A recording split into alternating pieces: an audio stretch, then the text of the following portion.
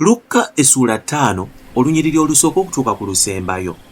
Awo olwatuuka Yesu bwe yali ng'ayimiridde ku lubalama lw'ennyanja ey'e Genesaleeti, ebibiina ne bimunyigiriza bawulire ekigambo kya Katonda.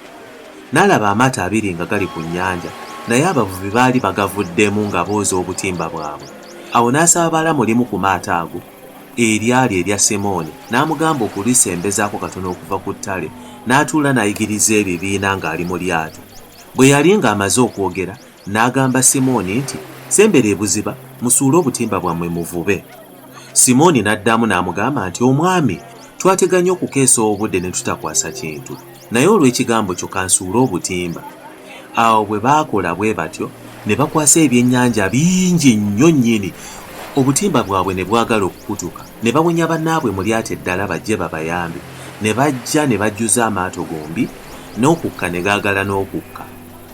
Naye Simooni Peetero bwe yalaba kino, n'avuunama ku bigere bya Yesu n'agamba nti, "Ndeka, Mukama wange, kubanga ndi mwonoonyi."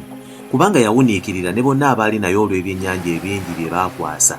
Ne Yakobo ne Yokaana abaana ba Zebbedaayo abaali bakolera awamu ne Simooni ne bawuniikirira bwe batyo. Yesu n'agamba Simooni nti, "Totya, okuva kaakano onoovubanga bantu." Awo bwe baagobya amaato gaabwe ettale, ne baleka byonna ne bagenda naye.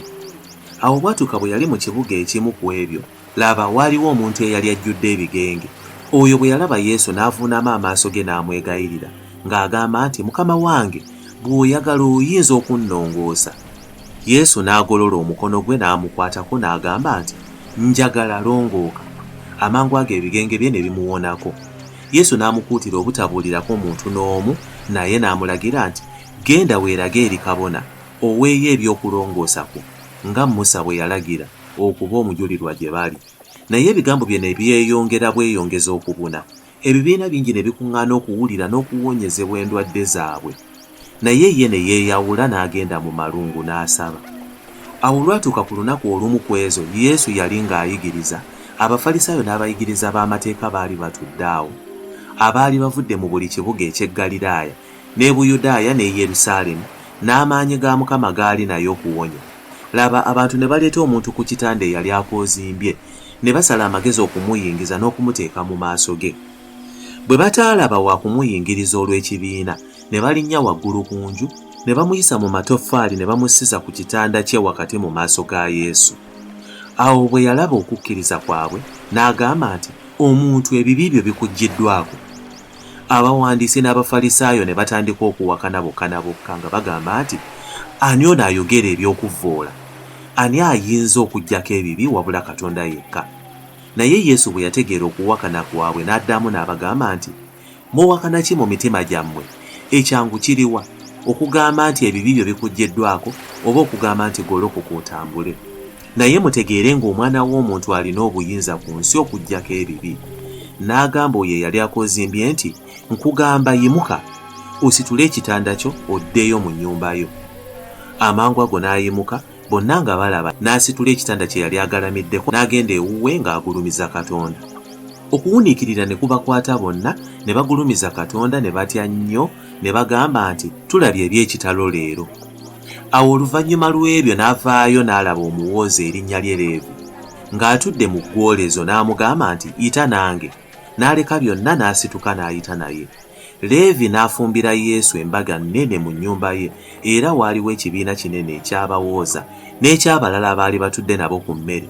Abafalisaayo n'abawandiisi baabwe ne beemulugunyiza abayigirizwa be, nga bagamba nti, "Kiki ekibaliisa n'okunywera awamu n'abawooza n'abantu abalina ebibi?" Yesu n'addamu n'abagamba nti, "Abalamu tebeetaaga musawo, wabula abalwadde. Nze sajja kuyita batuukirivu wabula abantu abalina ebibi okwenenya." Nabo ne bagamba nti, "Abayigirizwa ba Yokaana basiiba emirundi mingi era basaba, era n'Abafalisaayo bwe batyo bwe bakola, naye ababo balya era banywa." Yesu n'abagamba nti, "Kale muyinza okusiibya abaana b'obugole awasizza omugole bw'aba ng'ali nabo, naye ennaku zirijja awo awasizza omugole lwalibaggyibwako ne balyoka basiiba mu nnaku ezo."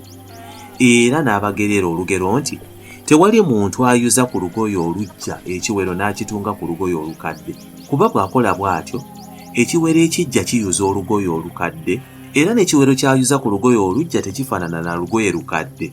so tewali muntu afuka omwenge omusu mu nsawo z'amaliba enkadde, kubanga omwenge omusu gwalya ensawo ez'amaliba ne guyiika n'ensawo ez'amaliba zifaafaagana. Naye kigwana omwenge omusu okugufuga mu nsawo z'amaliba empya. So tewali muntu anywedde ku mwenge omukulu ayagala omuto, kubanga agamba nti omukulu gwe mulungi.